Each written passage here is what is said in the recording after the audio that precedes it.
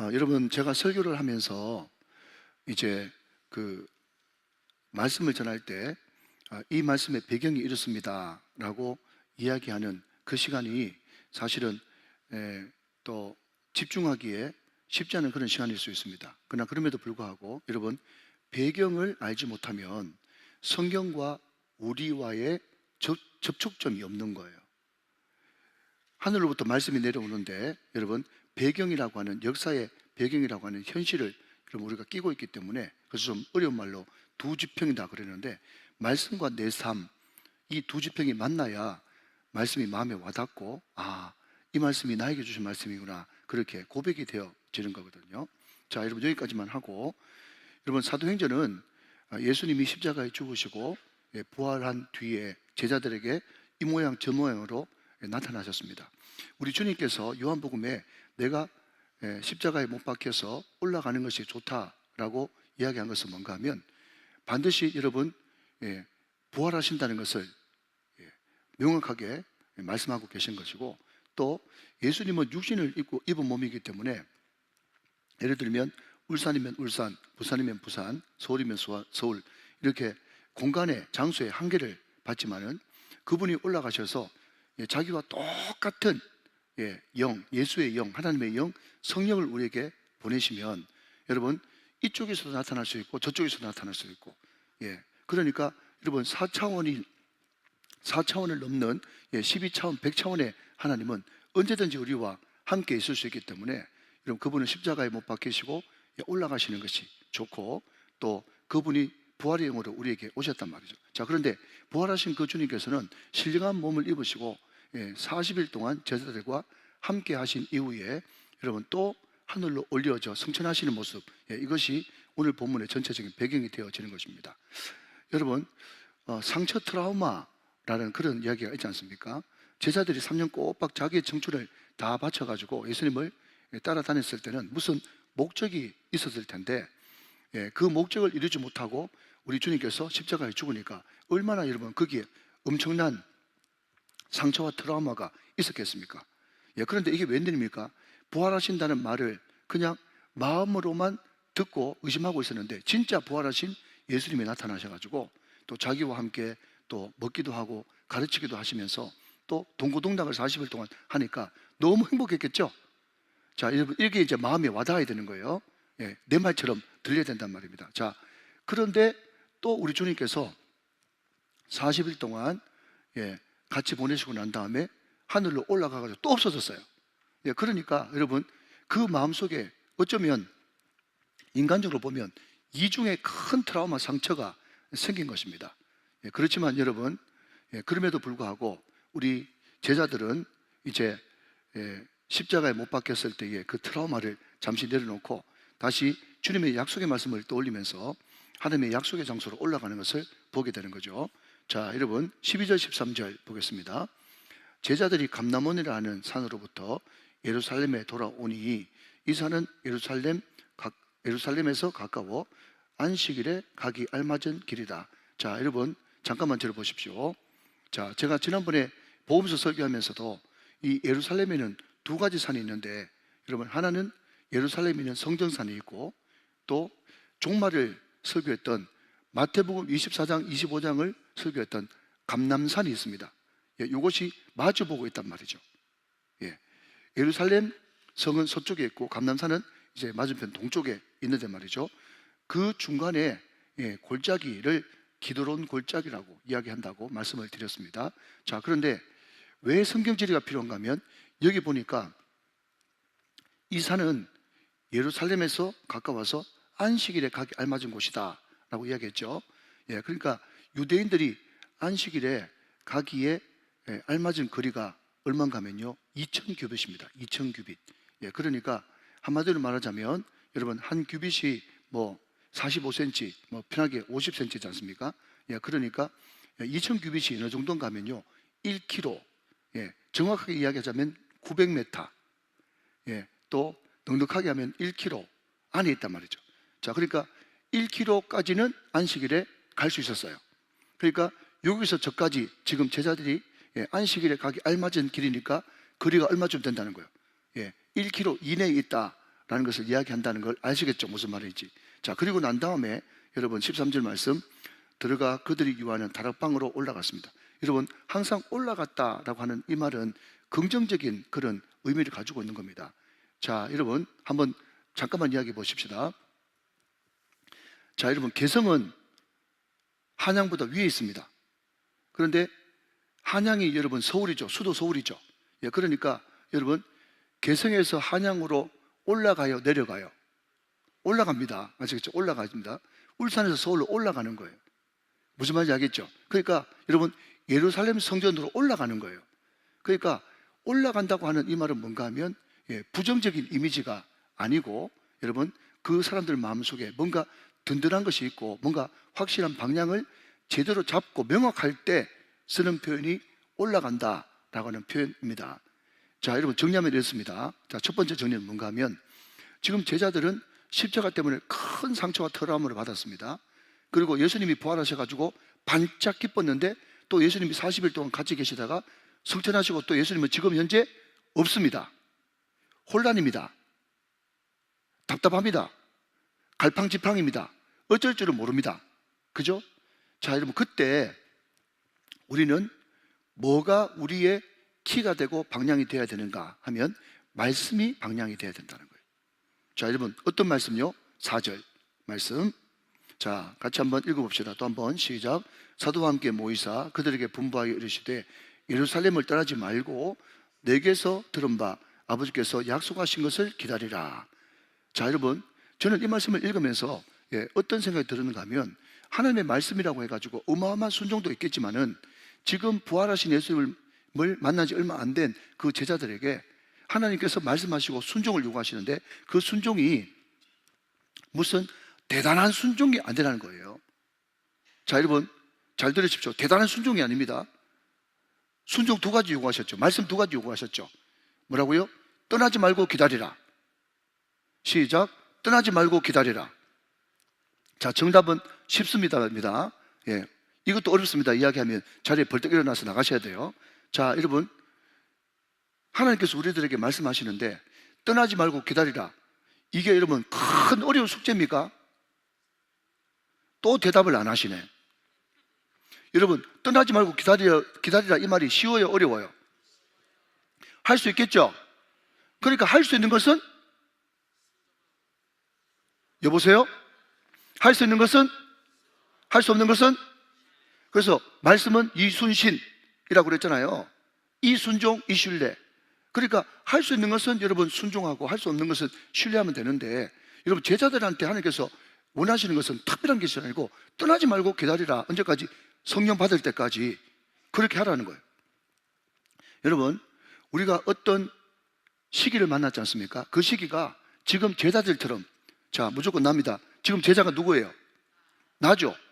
여러분, 마태, 마가, 누가, 요한 사복음서는요, 그때는 제자입니다. 제자가 뭐냐고 묻는다면 훈련받는 기간이에요. 여러분, 사도행전은 사도입니다. 사도는 보냄받은 자예요. 그러니까 여러분, 제자가 뭐냐고 물어본다면 훈련소 기간에 지금 훈련받고 있는 거고, 여러분, 사도는 뭔가 하면 지금 현장에 지금 투입되는 거예요. 이해되십니까? 그러니까 사복음서까지는 제자입니다. 그리고 사도행전부터는 지금 실질적으로 투입이 돼야 되는데, 실질적으로 여러분 우리가 병사로, 용사로 투입이 되려고 그러면 제일 먼저 여러분 혼돈 가운데, 헷갈리는 가운데 우왕좌왕하면 안 되는데, 우왕좌왕할 때 어떻게 해야 되는가 하면 말씀을 붙들어야 된다는 거예요. 말씀이 방향과 키가 돼야 된다는 거죠. 여러분, 혼란스러우면요, 그때 절대로, 잘 들으십시오, 능동적인 사람이 안 됩니다. 능동적인 사람이 되면 안 돼요. 잘 들으십시오. 혼란스러울 때는 절대로 능동적인 사람이 되면 안 된다. 능동적이라는 말을 다른 말로 하면 말이죠, 우리 스스로가 주인이 돼가지고 뭔가를 결정하면 안 된다 입니다. 왜 결정하면 안 되냐 하면, 사람이 방향키를 제대로, 이런 빛을 제대로 찾지 못하고 여러분 굉장히 혼란스럽고 고난 가운데 있을 때, 우왕좌왕할 때 뭔가를 결정해버리면 자기는 아무리 아니라고 항변하고 여러분 고함을 지른다고 할지라도 항상 그 사람은 두 가지 조건 가지고 결정해버리거든요. 하나는 욕심, 하나는 두려움. 이게 뭡니까? 우상이거든요. 결국 자기 욕심 채우는 방향으로, 자기 두려움 없애는 방향으로 결정을 해버릴 가능성이 굉장히 농후하다. 그러니까 여러분, 우리가 지금 고난 가운데 있고 지금 이런저런 일이 안 풀릴 때 우리는 제일 먼저 생각해야 되는 게 뭔가 하면 말씀을 붙들어야 되는데, 말씀 붙든다는 것을 생각하기 전에 여러분들 이렇게 이야기하십시오. 나는 지금부터 철저히 수동적인 인생이 돼야 되겠다. 수동적인 게 뭐죠?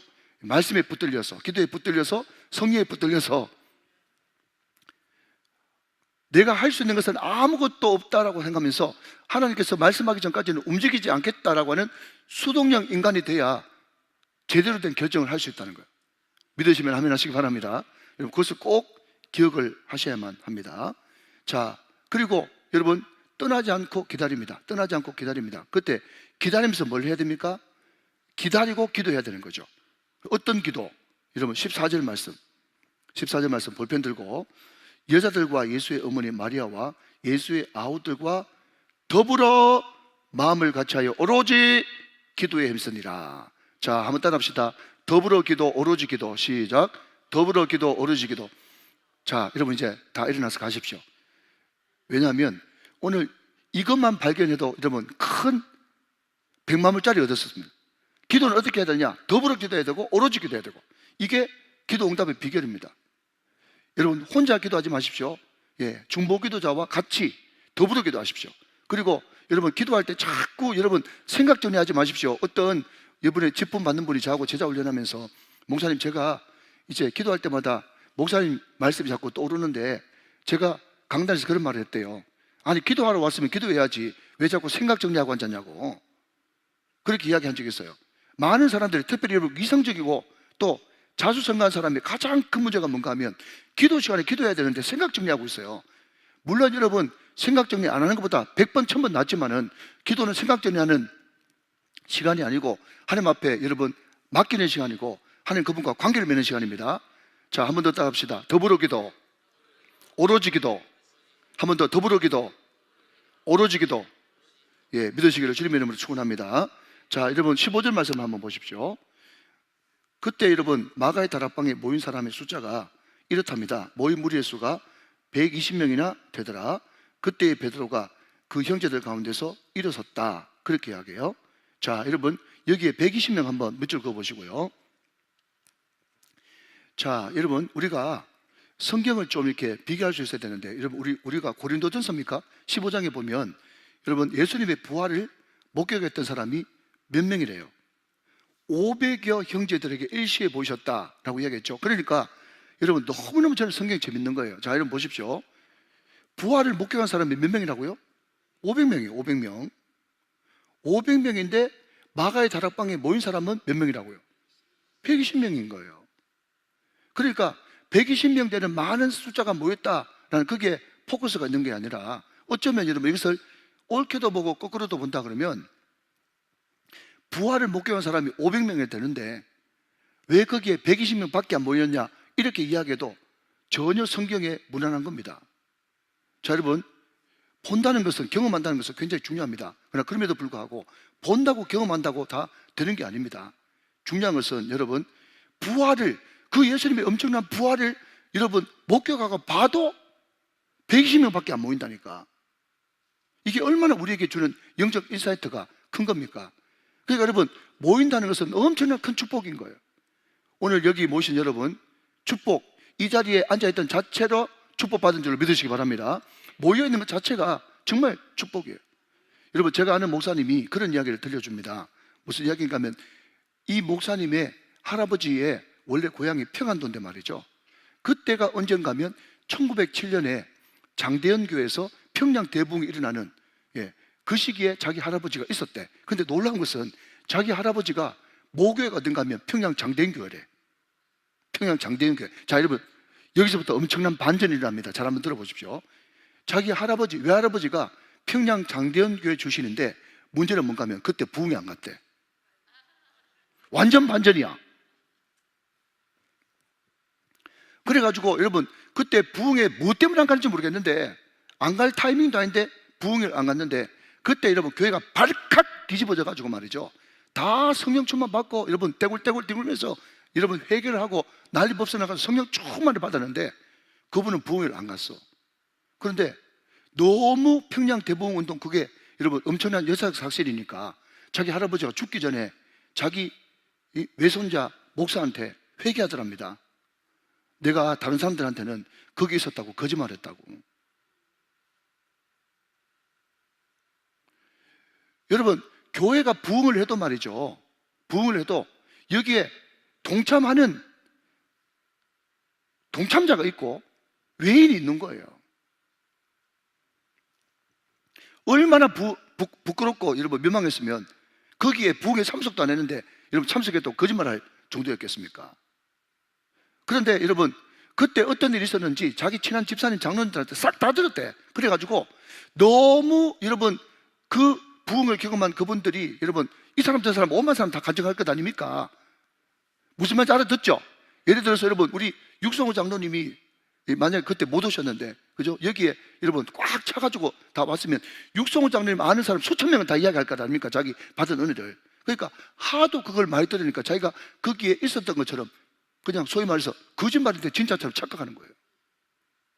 그런데 나중 내가 성령께서 깨닫게 하시는데 너 거기 없었잖아 라고 이야기를 하는 겁니다. 그래서 여러분 저는 이 이야기를 너무너무 좋게 생각해요. 그게 뭔가 하면 D.L. 모디 목사님이 여러분 시카고에서 이제 목회를 할 때 그때 눈이 억수로 왔답니다. 여러분 아시죠? 미국은 여러분 쥐도 크고 바퀴벌레도 크고 눈도 많이 오고 다 커요. 다 커. 많고. 그런데 눈이 엄청나게 와가지고 자기 키높이처럼 이제 눈이 왔는데 그때 말하자면 여러분 주님이 제일 재림하기에 가까운 그날이 비 오는 날 수요일 아닙니까? 그러니까 여러분 바꿔 말하면 여러분 눈 오는 날 수요일 저녁 밤에 주님 오실 날이 많잖아요. 또 이런 이야기를 또 딱 떼가지고 우리 목사님이 눈 오는 날 수요일 밤에 주님 재림하신다 하는데 이렇게 이야기 2단으로 바로 가는 겁니다. 자, 그 중요한 것은 여러분 그때 예배 시간에 여자가 여러분 애를 놓고 제가 많이 이야기했어요. 애를 들쳐고 온 거예요. 목사님이 깜짝 놀라가지고 아니 자매님 잘못하려고 가면 눈사태 일어나면 어떡하려고 이때 한 번쯤 빠져도 되지 이렇게 눈이 많이 오는데 어떻게 오셨어요? 그렇게 이야기했더니 그 자매가 했던 유명한 말 D.L. 모디 목사님이 가는 곳마다 여러분 간증하는 그 유명한 말 목사님 내가 없을 때 부흥이 일어나면 어떡하죠? 그게 여러분 D.L. 모디 목사님의 유명한 이야기입니다.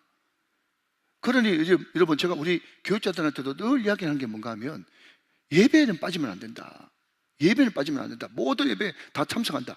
여러분 주님 앞에 크게 쓰임 받은 사람 치고 예배 빠진 사람 봤습니까? 부활의 증인이 500명임에도 불구하고 뭐라고요? 120명밖에 그 마가의 다락방이 없었다는 사실을 여러분 뼈저리게 느끼면서 오늘 여러분 말세가 되면 될수록 뭐라고요? 있는 사람은 더 받겠고 없는 사람은 있는 것까지 빼앗기는 그런 역사가 일어나는 거거든요. 사랑하는 여러분, 이 새벽을 지키시는 여러분 천국 가는 그날까지 그날 새벽까지 예배 나오시기를 주님의 이름으로 축원합니다. 그리고 예배 때마다 여러분 주시는 이 은혜를 충만하게 받아가지고 여러분 하나님께서 부흥을 언제 일으킬 줄 모르는데 여러분 그때마다 부흥의 주인공이 되시고 또 우리 교회가 여러분 사천석이 꽉 차는 그것을 여러분 그 현장에서 목도하고 하나님 앞에 영광 돌릴 수 있는 저와 여러분 다 되시기를 주님의 이름으로 축원합니다. 자, 그때 여러분 오로지 기도하고 더불어 기도하는데 그때 베드로가 자리에서 벌떡 일어났습니다. 자, 그러면서 여러분 이렇게 이야기를 하죠. 자, 20절 말씀. 자, 20절 말씀 한번 보겠습니다. 시편에 기록되었으되 그의 거처를 황폐하게 하시며 거기 거하는 자가 없게 하소서 하였고, 자, 그 다음 읽어봅시다. 시작. 또 일렀으되 그의 직분을 타인이 취하게 하소서 하였도다 그랬습니다. 자, 여러분 무슨 이야기인가 하면 여러분 베드로가 주님께서 약속하신 말씀 붙들었죠. 자, 그러니까 말씀 붙드는 게 굉장히 중요합니다.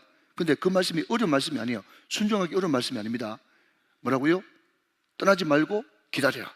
그 말씀을 붙들었어요. 자, 마가의 다락방에 여러분 기대를 가지고 올라갔죠. 그러고 나서 더불어 기도하고 오로지 기도할 때 여러분 어떤 현상이 일어났는가 하면 베드로에게 여러분 생각지도 못한 그런 생각을 하나님께서 주의 음성으로 떠오르게 해주셨다는 거예요. 다시 한번요. 주님께서 음성을 들려주시는데 그 음성 들려주시는 장소는 세 가지. 첫 번째 생각, 두 번째 마음, 세 번째 소원이라고 말씀드렸죠. 그러니까 이런 특별 집회를 통해서 계속 연속되는 말씀을 들으면 뚝뚝 끊기지 않고 좋단 말이죠. 이 생각을 통해서 말씀하신 거예요. 자, 여러분 생각해 보십시오. 여러분 우리도 어떤 말 너무 안 빠르죠? 예, 그죠? 예, 그 우리가 이제 그 같은 공동체에 있으면 가족이든 여러분 뭐 교회든 그죠? 금기어가 있습니다. 금기어. 그것을 이야기하면 분위기 썰렁해지는 금기어 있지 않습니까? 그죠? 그런데 여러분 지금 12제자를 비롯한 120문도가 모였는데 그 12제자에게 여러분 절대로 입 밖에내서는 안 되는 금기어가 누구겠습니까? 가룟 유다죠.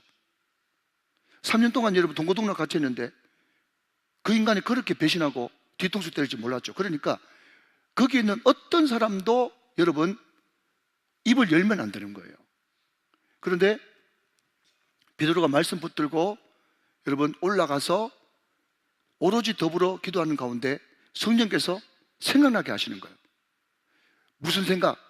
시편 109편 8절 말씀. 제 성경에는 여러분 밑에 시편 109편 8절 말씀이라고 관련 구절이 적혀 있어요. 그게 뭔가 하면 그의 직분을 타인이 취하게 하소서라고 하는 시편 109편 8절 말씀이 생각난 겁니다. 그러니까 여러분 보십시오. 구약의 12지파, 신약의 12사도, 그리고 완전수인 1000, 그것을 각각 곱하면 14만 4천이 되는 거예요. 무슨 말인지 알겠죠? 그러니까 여러분 반드시 12사도는 보선을 해야 된다 안 해야 된다? 해야 된다. 안 하면 14만 4천이 깨어지니까, 완전수가 깨어지니까 12 곱하기 12를 해야 되는 거예요. 그래서 12 곱하기 2, 12 더하기 12는 24, 천국의 24장로 다 이게 연결되는 그런 구도거든요. 그러니까 여러분 그 직분을 타인이 취하게 하소서라고 하는 그 생각을 여러분 베드로가 언제 했습니까? 말씀 붙들고 올라가서 더불어 오로지 기도할 때 생각을 주셨단 말이죠. 그러니까 생각을 확실하게 주셨기 때문에 거기에 원래 인간적인 방법으로 하면 또 예를 들어서 사람 생각하면 절대로 해서는 안 되는 이야기인데 이해되십니까?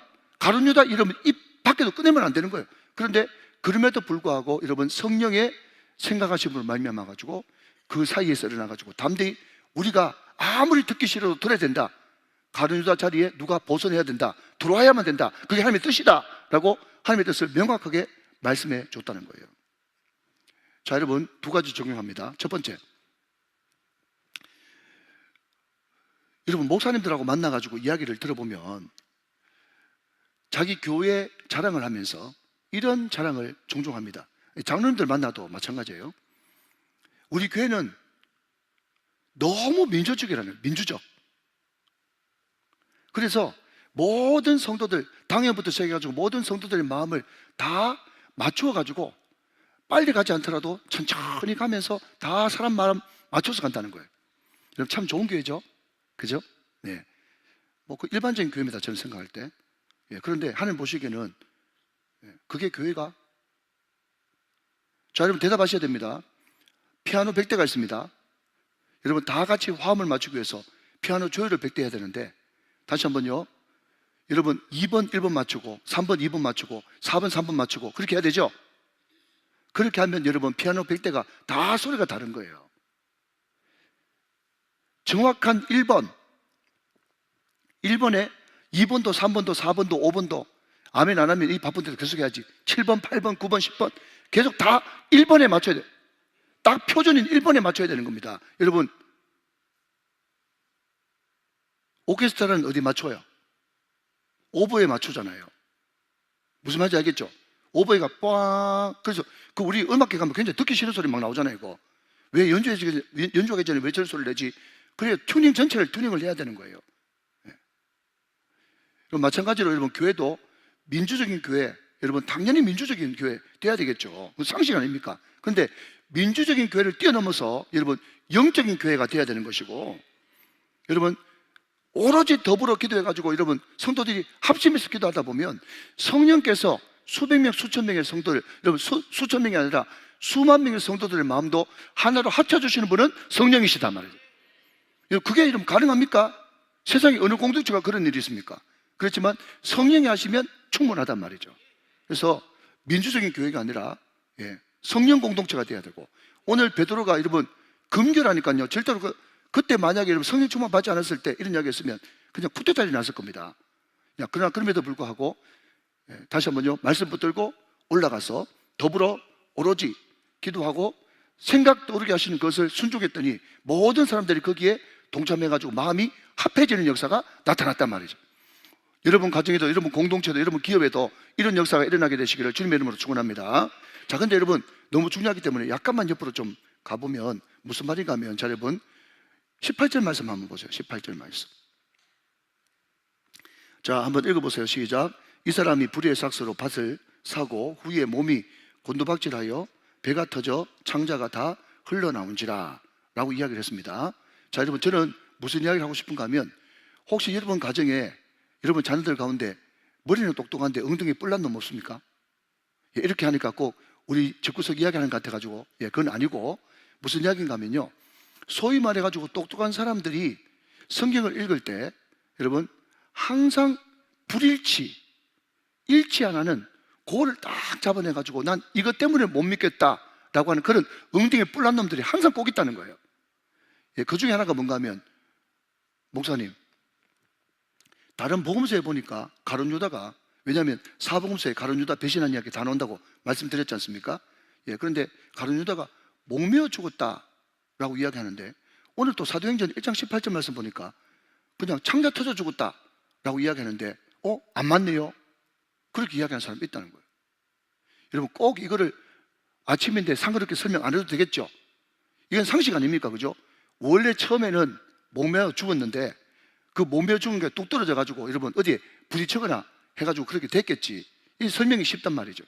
자, 그런데 또 하나는 뭔가 하면, 여러분 마태, 마가, 누가복음에 공통적으로 등장하는 것이 뭔가 하면 소경이 눈뜬 바디메오 사건이 등장하는데, 그런데 마태, 마가복음에는요, 이제 이 여리고 이제 나오면 바로 예루살렘으로 올라가야 되는데, 여리고에서 마지막 일으켰던 기적이 소경 바디메오 눈뜨게 하는 사건이거든요.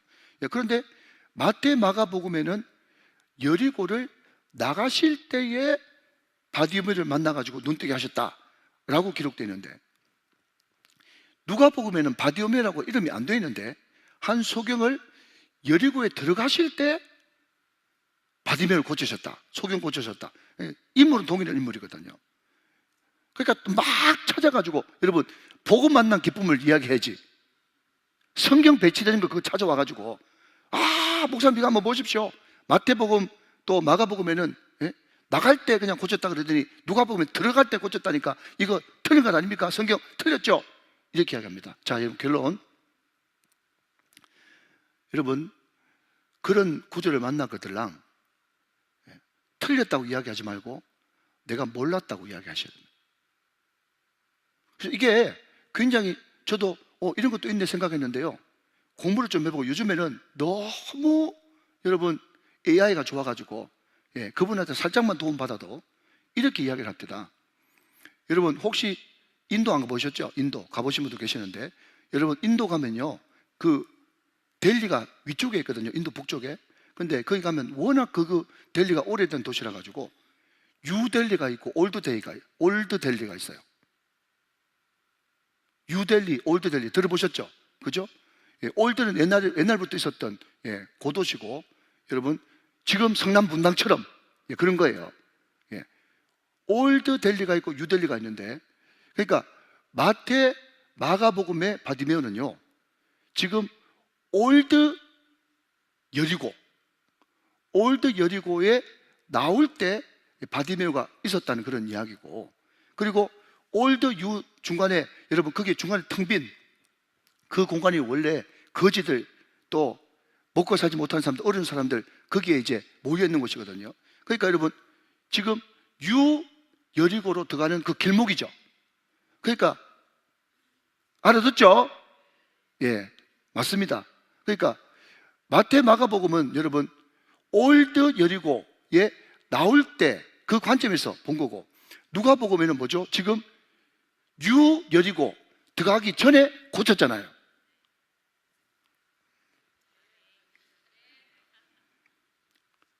그러니까 여러분 성경을 볼 때 다시 한번 말씀드립니다. 안 맞네, 불일치하네 이런 이야기 하지 말고 내가 아직까지 잘 몰라서 그렇다 이야기하는 게 굉장히 정확합니다. 자, 그래서 여러분 다시 이제 말씀을 이제 정리해 보면, 이제 베드로가 이 직분을 놔두면 안 된다, 이 직분을 다른 사람이 취하게 하소서라고 하는 이 말씀을 붙들고 여러분 제비에 뽑아가지고 마띠아라고 하는 제자를 뽑았지 않습니까? 예. 그런데 말입니다, 이 사도, 12사도를 뽑는데 기준을 명확하게 이렇게 이야기하고 있습니다. 자, 여러분 이것만 이야기하고 말씀을 맺겠습니다. 22절 말씀 보세요. 1장 22절. 자, 마지막으로 같이 읽어주십시오. 시작. 항상 우리와 함께 다니던 사람 중에 하나를 세워 우리와 더불어 예수께서 부활하심을 증언할 사람이 되게 하여야 하리라 하거늘. 그랬습니다. 자, 여러분 12제자, 12사도의 조건이 두 가지가 나오는데, 첫 번째는 뭔가 하면 항상 우리와 더불어 다녔던 사람, 그 사람이 제자고, 여러분 이 기준 때문에 사도 바울이 개인수에서 여러분 사도권이 이제 공격받았지 않습니까? 두 번째, 여러분 그보다 더 중요한 것은 뭐죠? 시작. 부활하심을 증언할 사람, 부활할 사람을 증언할 사람이란. 자, 여러분 이제 제가 앞으로 조금 나가 보겠습니다.